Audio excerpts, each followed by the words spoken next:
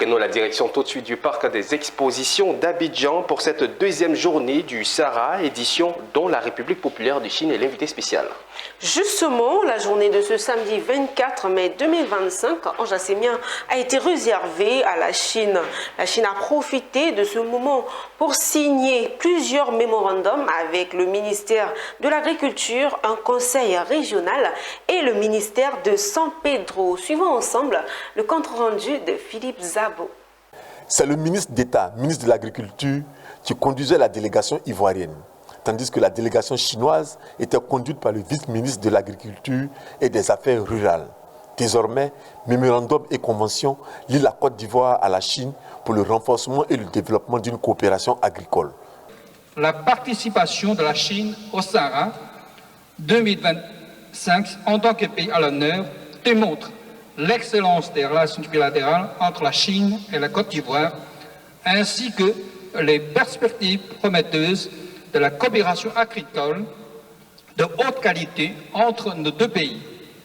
La coopération agricole fait partie importante de la coopération entre la Chine et la Côte d'Ivoire, deux grands pays agricoles l'un comme l'autre.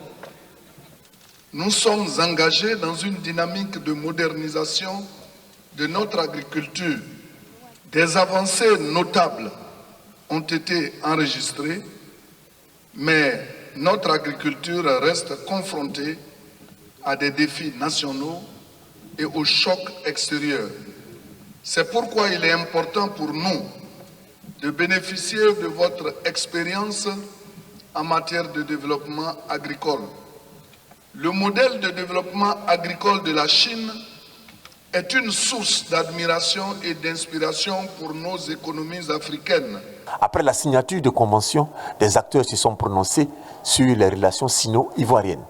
La Chine, vraiment, ils ont une très bonne technologie. Donc l'Afrique, qui a beaucoup de ressources, a besoin aussi de la Chine. Je pense qu'ils ont un impact positif pour l'économie africaine, non seulement en Côte d'Ivoire, mais sur tout le continent.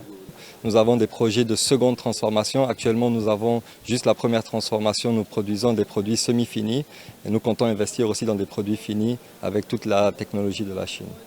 Bon, on a signé ce qu'on appelle un protocole d'entente entre deux structures, notre université et cette structure qui travaille sur les produits tropicaux en Chine.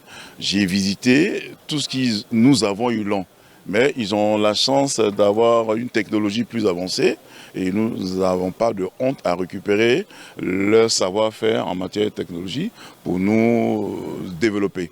Je prends un seul exemple pour faire la saignée. Ils ont une machine, un robot qui fait la saignée. Ici en Côte d'Ivoire, ce problème est crucial.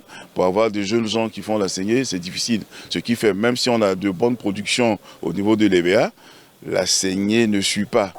La cérémonie de signature d'accord a pris fin par le lancement du séminaire ministériel de haut niveau sur la stratégie de coopération sino-africaine.